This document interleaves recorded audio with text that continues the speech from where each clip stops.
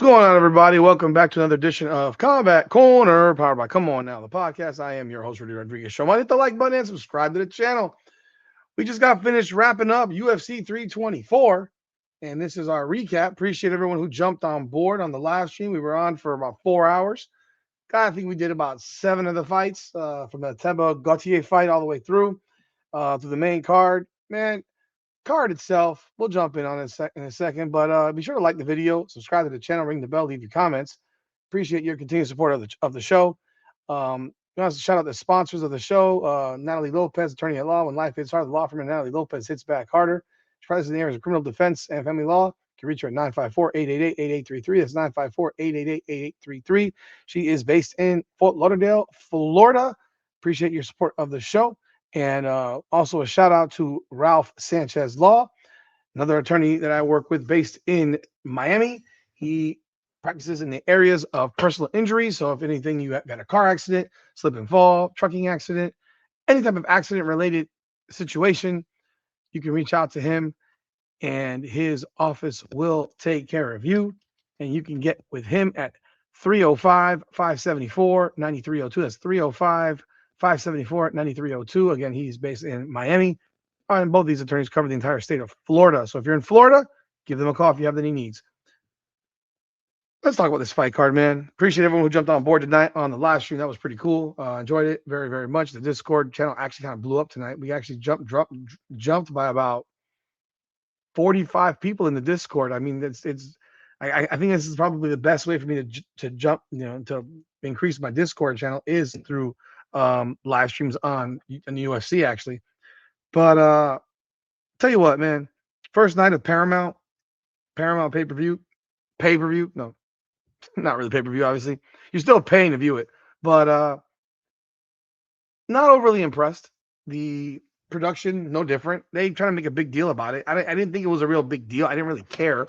One thing I didn't enjoy at all was the commercials. They didn't show the walkouts to the ring. I hated that. For that, you might as well put it on regular television, because if you're not going to show walkouts to the ring, then what the fuck are we doing? Like that, I didn't like that at all. They didn't show the walkouts, I think, until the last 2 fights. Really was kind of annoying because I enjoy walkouts to the ring. Like, that's one of the things that you enjoy from the pay-per-view. No commercials, blase. You can have commercials, but don't cut off the freaking walkout to the ring. I mean, that kills me. I didn't understand that at all. If you want to do that for the prelims, no problem. But for the main card, you should not be chopping out the walkouts. That's just dumb. But looking at that card, the main card overall, the card itself obviously took some dings because the Michael Johnson, Alexander Hernandez fight got canceled due to irregular betting. I mean, boy, oh boy, that's not a good thing. So don't know who was, involved in that. But yeah, irregular betting. Now I also wonder, now are they gonna start there? It looks like they're gonna start running all these cards now at 9 o'clock through the Paramount thing, because every card I see going forward after this is at 9 p.m. Interesting. I'm not complaining about it, honestly, because we still ended at 1 o'clock in the morning tonight. As crazy as it sounds, we still ended at 1 o'clock in the morning on the East Coast. And that was largely because they had a whole bunch of crap that they did before the fight at the beginning. They did 30 minutes of nothing. I mean, my live stream was actually getting kind of annoyed by it, to be honest. And I was too, because I'm sitting here talking about nothing for 30 minutes. But the fight card itself, you had some good fights early on the early prelims. You had wins from Ty Miller via first round KO, Josh Huckett first round KO, and then you got to Alex Perez. He had a nice first round KO over Charles Johnson. Nikita Krylov was a nice fight. He had a third round KO over Modestas Bakuskas. He dominated that fight. And Ateba Gautier was a heck of a fight with Andrea Pulyaev. That went to decision. A minus 1,000 favorite. Ateba Gautier is an absolute tank, but he kind of had to learn a little bit about conserving cardio, because he could not put out Pulyaev in the first round, tried to, and then he kind of slowed down. He won the fight clearly, and it was almost like Pulyaev in the third round was not trying to actually win, but just survive. But again, that's a good learning lesson for Ateba Gautier. The Umar Nurmagomedov fight against Deiveson Figueiredo, what a fucking snoozer. But we'll jump in. We'll jump into the main card. Justin Gaethje What a performance by Justin Gaethje. That was some old school World Series of fighting Justin Gaethje. Just forward, forward, forward, forward, forward, punch, punch, punch, punch, punch, punch, punch. Never stop punching. Justin Gaethje gets the unanimous decision win over Paddy Pimblett. Uh, Paddy Pimblett, man, I don't believe in moral victories and anything, but God, dog, if you didn't, I did not respect Paddy Pimblett that much. I thought he was kind of a clown. And I think his whole thing is a gimmick and shtick. And I picked him to win. I thought he was going to take Justin Gaethje down, but Justin Gaethje brought back that old Justin Gaethje dog from back at World Series of Fighting, where he would get in these absolute wars and just wear people out. He would wear people out into quitting. He couldn't do that to Pimblett. He drops Paddy early on in the first round. I mean, ground and pound, beats the crap out of him. The fight could have been stopped. I mean, I've seen fights stopped for less. Paddy survives. First two rounds were absolutely dominant performance. Justin Gaethje. I mean, he just beat the crap out of Pimblett, busted his face up, just messed him up big time. Nonstop aggression. Paddy made a surge in round three. I think Justin Gaethje kind of took round three off a little bit, and Paddy took advantage of it. He won that round. I don't think Justin Gaethje was ever in any type of trouble. I thought Paddy was in trouble many times. One thing that Gaethje was doing, he was ducking down, and Paddy was hitting him clean with uppercuts. He landed a couple of knees, but Gaethje was in zombie mode tonight. I mean, that was zombie Justin Gaethje right there, where he feels nothing, feels absolutely nothing. Incredible how much he could take, but I'm also incredible how much Paddy Pimblett was able to take, because he got hit with the kitchen sink. Gaethje landed 200 strikes. Pimblett landed 170 strikes. Justin Gaethje also had 3 takedowns, and he had the 2 knockdowns.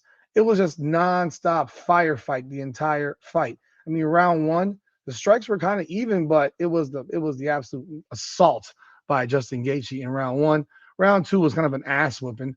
Round 3, that was Pimblett's best round of the fight. But round 4, Gaethje turned it back around and took it back over. Round 5, I mean, at that point, I thought Pimblett needed a finish to win it. I actually gave Paddy Pimblett round 5. I gave him round 3 and I gave him round 5. I had a 48-47 Gaethje, but it was a clear 48-47. However, the strikes on the stats tell you that Gaethje outlanded Paddy in round 5. There was 2 cards, 49-46, which actually surprised me. I thought it was 48-47 and 1 48-47.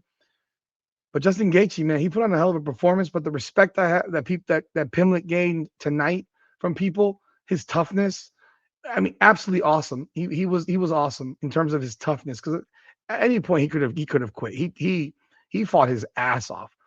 He gained more from losing tonight than he gained from winning these previous fights versus Michael Chandler, who was washed, and against Tony Ferguson and King Green and all that stuff. Like, those fights didn't do anything for me. This fight tonight, he showed such a toughness that I was very, very impressed with. And I think he has an opportunity to come back and make some noise. Do I think he's a champion material? I don't know, man. Not with Ilia Topuria in the division, and even Gaethje. I think if they fought again, I think Gaethje would probably do the same thing to him, because Paddy couldn't get him down. Couldn't get him down to the ground. That was how I thought Paddy would win. And but Justin Gaethje had one of those old school performances, man. Congratulations to Gaethje. Looking forward to seeing him fight on the White House lawn fight card. Hopefully it's against Ilia Topuria. That should be the main event of that event. That should absolutely be the main event of that card. Unless it's Alex Pereira and John Jones, or John Jones and Tom Aspinall. That should be the main event of that White House card. Let's jump in the next fight. Sean O'Malley, Song Yadong. Now, one of the problems I had with this fight card is I thought the judging was absolutely atrocious. Some of these judges need to lose their credentials to judge. They sucked. And I watched another podcaster before I did my podcast here, and I wanted to get other people's opinions on this Sean O'Malley Song Yadong fight. I'm telling you right now, I think Song Yadong got absolutely fucking screwed. And everybody on my live stream thought that Song Yadong won. And I'm not trying to override people or give you, like, my opinion is my opinion. You have your opinion. There wasn't one singular person on my live stream that thought that Sean O'Malley won either of the first 2 rounds. But then I saw a podcast of somebody else who says he didn't think it was robbery. He thought Sean O'Malley won round 1, and he pulls up the stats. The stats tell you a story. First of all, he ignored that Song Yadong landed more punches, more strikes in round one, and he pointed out only signature strikes. He forgot that Song Yadong took O'Malley down and had 40 seconds of top control. He ignored that part. I thought Song Yadong clearly won round one. He was pushing pace, tempo. He was moving forward. O'Malley was moving backward. I'm sorry. That's octagon control. And if you don't believe that and you don't understand that, then maybe you should not have a podcast on MMA. We can disagree on topics, but one of the main criteria is effective striking, grappling, and octagon control. And in all three phases, Song Yadong won round one. Completely won round one. And then you get round two, where Song Yadong in round two, he was more dominant in round two than in round one. Now, round three, O'Malley won that round. He was snipering, man. He was putting in work. I picked O'Malley to win. I like being right, but he lost this fight. This was that fucking UFC privilege going on shit here, where Dana White or whoever's got in somebody's ear, and we've got this thing set up because we want to have an O'Malley Peter Yan rematch. We want an O'Malley Peter Yan rematch because O'Malley sells tickets. He sells tickets better than Merab Dvalishvili. I don't think Merab really deserves or earned a rematch immediate with Peter Yan because I think he got his ass kicked, and he probably could have another fight before getting a rematch, a potential rematch. But I got to tell you, O'Malley didn't win that fight. And if you think O'Malley won that fight, then you're just I'm going to tell you right to your face, you're an O'Malley fanboy. And I understand it. There's a lot of fanboys of O'Malley, but that's fanboy shit because he did not win that fight. And the judging in that fight was a disgrace. The comments on Twitter, this guy's arguing the comments on Twitter. The podcast I saw, he's arguing the comments on Twitter. We can all disagree. We can all agree to disagree. If you thought that Sean O'Malley clearly won that fight, then you're on crack. I mean, complete crack. But he gets the win, and I think he's gonna get the title shot. I think he ends up fighting Peter Yan because I don't think Merab gets it. And then we can get into the Umar Nurmagomedov Davis and Figueiredo fight, which I'll bring in right now because Umar Nurmagomedov did exactly what I expected him to do, which is absolutely nothing. He laid on top of Davis and Figueiredo when he got him down. He wasn't impressive. He was typical boring. Nothing of anything worthwhile. Figueiredo was looking to survive. He had no interest in fighting. I mean, it was an absolutely horrible fight. And Nurmagomedov remains the most boring motherfucker on the face of the earth. It's that simple. He's more boring than Islam. He's more boring than Khabib was. He's boring beyond boring. He does not try to finish fights. He lays on you. He doesn't advance. He doesn't do shit. And against a guy like Davison Figueiredo, who's just laying on there, giving up, basically, you can't finish that guy. It was pathetic. Figueiredo was happy to survive. It was embarrassing. Figueiredo, at 135, he fucking sucks. Like, he was a beast at 25. At 35, that motherfucker sucks, and he was 2 pounds overweight on top of that. Retire. I don't want to see that guy. If he's on a fight card in the future, on a main card or a high prelim, I don't even want to watch it because he sucks. I'm done with watching that dude fight. And so what I see from this is now we have 2 fights that have just been set up at 135 because the UFC ensured that O'Malley won, which he didn't deserve to win. O'Malley's going to face Peter Yan, in my opinion, and Merab will fight Umar Nurmagomedov in a rematch. That is what my opinion of what should happen. We will see if it happens, but that is what should happen because then the winner of Merab and Umar will get the winner of O'Malley and Peter Yan, which I expect to be Peter Yan. But that's what I think. Now, the next fight, and I knew this was going to happen. I knew it. I absolutely knew it was going to happen. Waldo Cortez Acosta and Derek Lewis. Derek Lewis, my brother, you've been fun. You've been enjoyable to watch. It's over.